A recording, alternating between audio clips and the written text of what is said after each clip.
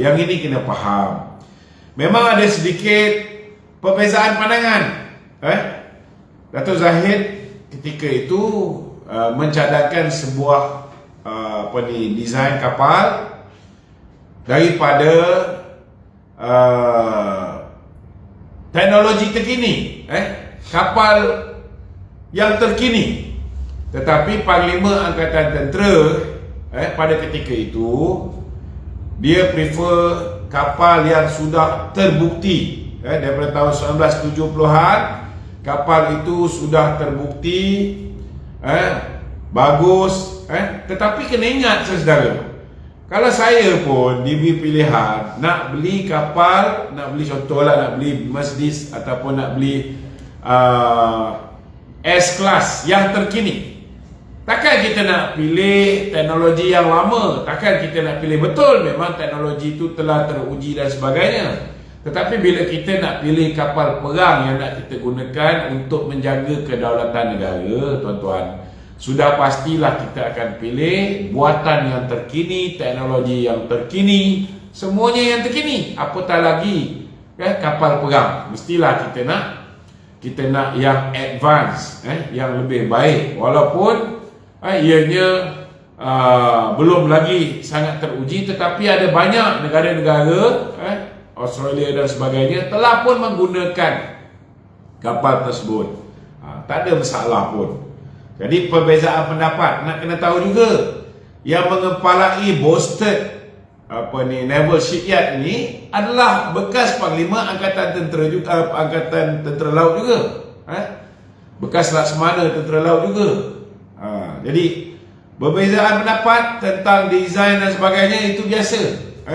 Pihak SPRM sedang menyiasat kalau misalnya ada sebab tertentu Panglima Angkatan Tentera pada ketika itu nak produk yang tahun 1970-an, kalau ada unsur rasuah, mereka juga boleh disiasat. Kalau misalnya Panglima lama yang nakkan model yang terkini, yang propose model yang terkini, kalau ada unsur rasuah, ianya boleh disiasat. Cuma persoalan dia, kenapa budak-budak Pakatan Harapan, geng muda, termasuk Syed Saddiq ni boleh jadi bangang tak tentu pasal? Sebabnya sepanjang tempoh 32 bulan zaman Barisan Nasional, kita mula selepas dapat je kontrak untuk membina kapal ini 32 bulan, kapal ni dah lebih 44% tuan-tuan siap. Dah lebih 44% siap. Tetapi semenjak diambil alih Kementerian Pertahanan oleh Mak Sabu, lebih kurang dalam 26 bulan, daripada 44% tu hanya pergi 11.7% ekstra. Dia menjadi lebih kurang 55% yang dah siap. Dan kemudian yang si Bangang Anwar Ibrahim ni tuan-tuan, dia boleh tanya pula, macam mana kapal ni dah bayar, tak siap, diarahkan untuk berhentikan, bekukan projek ni, hentikan. Kemudian dia tanya kenapa tak siap. Apa punya bangang ni saudara? Dah kau suruh berhenti, macam mana nak siap? Saya ambil contoh lah tuan-tuan. Mungkin orang tak faham tentang buat kapal layar ni. Ada yang kata, oh kenapa pergi launching? Saya nak beritahu, isteri Mak Sabu, ni kena tahu kenapa isteri Mak Sabu yang melancarkan kapal. Dia dah design apa semua boleh, dah buat sekat jalan, kemudian isteri Mak Sabu lancarkan. Biasanya kapal ni memang perempuan yang launching. Datin Sri Rosmah pun pernah launching, isteri Mak Sabu pun pernah launching. Dan ketika kapal LCS yang pertama tu di-launching oleh isteri kepada Sultan Nazrin, permaisuri kepada Sultan Nazrin. Ini pun jadi isu juga. Sebenarnya dia orang tak faham tuan-tuan. Tak semestinya kapal tu dah komplit baru dinamakan. Yang di-launching yang dalam belanja RM400,000 itu ialah saudara, mock-up kemudian disimpan dan dikomplitkan untuk proses penyiapan. Memanglah kena namakan awal. Itu amalan biasa. Kalau orang-orang yang berada dalam industri perkapalan, itu biasa tuan-tuan. Tidak ada menjadi permasalahan. Cuma persoalannya, kenapa bodoh sangat Pakatan Harapan? Kos bina kapal ini lebih kurang 9 bilion. Kos bina kapal ini lebih kurang 9 bilion. Dah belanja sampai tahun 2019 6 bilion. Dah belanja 6 bilion, tiba-tiba mereka hentikan. Apa akan jadi dengan duit rakyat 6 bilion ni tuan-tuan? Yang ini yang sepatutnya kita persoalkan. Kebodohan kerajaan Pakatan Harapan ni, KCRL dia bekukan. Akhirnya kita kena bayar ganti rugi. Last kali mereka membuat keputusan sambung balik. Sama juga dengan high speed rail. Kerana ianya legasi Datuk Seri Najib, Pakatan Harapan batalkan. Kena bayar pas-pasan kepada kerajaan Singapura. Sekarang ni mereka sambung balik. Kemudian datang pula kerajaan Pasir Berdengung di bawah pimpinan Muhyiddin Yassin. Dia kata kita nak supaya high speed rail ni daripada Singapura sampai KLIA je. Lepas tu daripada KLIA naik ERL. Dah jadi low speed rail. Kapal ni saudara, kereta api laju ni sepatutnya 1.5 jam sampai Singapura. Daripada Singapura sampai KLIA high speed, sampai KLIA ikut ERL semata-mata kerana ERL tu dulu dibuat oleh kroni dia YPL. Saudara, cukuplah. Cukuplah. Negara ni melingkup tuan-tuan di bawah kerajaan Pakatan Harapan. Ada juga lagi orang yang pening kepala. Bila Rafizi pakar formula dan kaki kencing ni bersama dengan Syed Saddiq membuat cerita fitnah ni, masih lagi ada orang nak percaya ni. Yang ni yang kadang-kadang saya tak boleh masuk akal tuan-tuan. Macam mana kapal tu nak siap? Dah belanja 6 bilion, tiba-tiba dia suruh hentikan. Bila hentikan, apa jadi tuan-tuan? Kos barang-barang makin meningkat. Kos barang-barang makin meningkat, harga besi makin meningkat. Saudara, kemudian orang yang dah buat kerja sekerat jalan ni last kali hilang pekerjaan. Ini benda yang Pakatan Harapan kena fikir. Teknologi yang terpaksa yang sepatutnya boleh ditransfer kepada pasukan Navy kita hancur begitu saja sekerat jalan. Lepas tu tahun 2020 tiba-tiba kerajaan dipimpin oleh Barisan Nasional, Perdana Menterinya Barisan Nasional, tetapi kerajaan masih lagi kerajaan hybrid. Ada geng-geng bersatu PAS dalam tu, tapi still alhamdulillah adalah pakai otak sikit.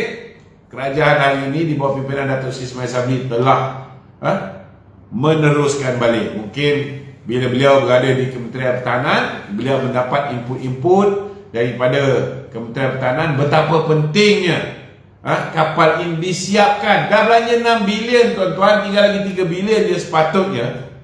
Dan kalau saya rasa kalau diteruskan sekarang ini, sudah pastilah ianya akan menelankan kos yang lebih banyak daripada itu tuan-tuan. Belum kira kos maintenance, kos storage. Apa ni, kapal ni begitu lama dihentikan daripada 2019, 2022 baru start buat balik. Yang ini saudara, yang sepatutnya rakyat hari ini kena fikir dengan masak-masak sebelum menerima sebarang fitnah tomahan. SPRM dah siasat. Kalau ada perkara-perkara yang tak betul yang melibatkan kaki tangan Bosted contohnya, saya yakin SPRM akan melakukan pendakwaan ke atas mereka. Cuma bagi orang yang cuba memalitkan Datuk Seri Zahid, sedangkan Datuk Seri Zahid tak terlibat, dia jadi Menteri Kewangan 2011, Menteri Pertahanan 2011 sampai 2013. Datuk Najib pun yang langsung tak pernah pun dipanggil oleh PAC. PAC tak panggil pun Datuk Najib. Tiba-tiba mereka nak letakkan kesilapan ini ke atas Datuk Najib dan Datuk Zahid, sedangkan kebodohan ini tuan-tuan berpunca kelewatan siapnya kapal ini tuan-tuan, berpunca daripada Kerajaan Pakatan Harapan yang tidak menggunakan akal bila memerintah negara. Saya nak beritahu untuk orang yang pernah jadi kontraktor, bagi mereka progress payment ini satu benda yang bak kata orang tu normal. Semua orang yang bukan complete idiot, dia akan faham tuan-tuan bahawa memang pembekalan sesuatu barang ada dibuat secara progress payment. Dan yang kita bagi progress payment ni, saudara, yang kita bagi award ni kepada Boston Naval Shipyard adalah merupakan sebuah syarikat yang dimiliki oleh Lembaga Tabung Angkatan Tentera, milik kerajaan, tuan-tuan. Jadi projek ni masih lagi dibuat oleh kerajaan. Ini nak kena faham, bukan dibuat oleh swasta. Jadi bila kita bagi duit kepada agensi kerajaan ataupun GLC kerajaan untuk bina kapal ni, ianya diberikan secara progres, dibagi sikit, maka kapal tu dibuat. Kalau dah bayar 6 bilion, dah siap lebih kurang 55% tuan-tuan kapal ni. Dah siap 55% kapal ni. Maknanya memanglah ianya dalam progres untuk pembikinan. Macam mana baru siap 55%, baru bayar 6 bilion, ditanya mana kapal tu? Lainlah kalau supply tu, saudara, dibuat secara supply dulu, bayar kemudian. Contohnya pen ni harga RM2, supply 1000 pen, maka kena supply 1000 pen dulu, barulah RM2 ini dibayar oleh RM2,000 dibayar oleh kerajaan untuk 1000 batang pen. Tetapi sekarang ni kapal ni, saudara, ni sebuah kapal lah contoh ni. Mula-mula dia buat luar, dia buat luar, maka kerajaan bayar untuk kos buat luar ni. Kemudian dia buat interior dia, kerajaan bayarlah untuk buat interior dia. Kemudian pasang barang elektronik, maka dia bayarlah pasang barang elektronik. Kemudian pasang senjata, maka dibayarlah pasang senjata punya kos. Dibayar secara progress payment.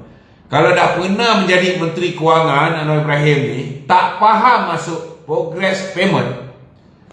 Sekarang kita faham, tuan-tuan, kenapa sepanjang tempoh 22 bulan Kerajaan Pakatan Harapan memerintah Malaysia negara melingkup, tuan-tuan.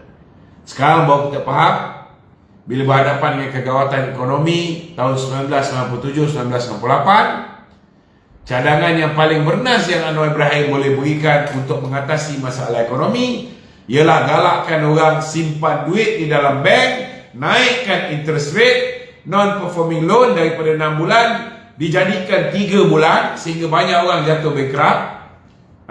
Bila naikkan interest rate, semua orang tak mampu bayar kredit kad dan sebagainya. Ketika keadaan gawat, orang simpan duit, tak berbelanja, kecairan tak ada di pasaran. Inilah kualiti orang yang berangan nak jadi Perdana Menteri, saudara. Jadi itu sebabnya, saudara, saya minta tolonglah, sebelum kita dengar formula-formula bodoh daripada jago formula Songsang, Rafizi Ramli, ataupun kita dengar kenyataan daripada manusia korup yang baru umur 20-an ini, Syed Saddiq, cubalah dapatkan fakta apa sebenarnya yang berlaku, tuan-tuan. Kalau 2019 mereka sendiri yang menghentikan pembinaan kapal itu, bagaimana 2022 mereka tanya kenapa kapal tak siap, dah bayar 6 bilion. Memanglah kau belum bayar habis untuk komplitkan kapal tu, dan kemudian kau stop dalam keadaan 55% dia baru siap, kau stop projek pembinaan kapal tu. Tak boleh nak brain lah. Macam mana bodoh sangat dia orang ni, tak boleh fikir. Dah belanja 6 bilion, tiba-tiba dia stop. Tinggal lagi 3 bilion je sepatutnya dibelanjakan untuk siapkan kapal tu, tuan-tuan. Hari ini sudah pasti dengan kenaikan harga barang yang sudah pasti meningkat daripada masa ke semasa, dengan keadaan ekonomi dunia hari ini dilanda inflasi, saya yakin kos kapal ni silap-silap bukan lagi 9 bilion seperti dulu, mungkin akan jadi 10 bilion atau lebih daripada itu. Ini semua berpunca daripada kebodohan Pakatan Harapan. Tengoklah, mereka akhirnya mengesahkan, mereka buat tindakan silap, membatalkan ECRL, dan mereka telah pun melanjutkan ECRL. Mereka juga mengakui mereka membuat silap, membatalkan high speed rail. Last kali mereka buat juga high speed rail. Lepas tu datang pula Muhyiddin, dia ubah pula laluan. Akhirnya saudara yang menanggung kerugian, saudara, siapa dia? Yang menanggung kerugian ialah rakyat Malaysia.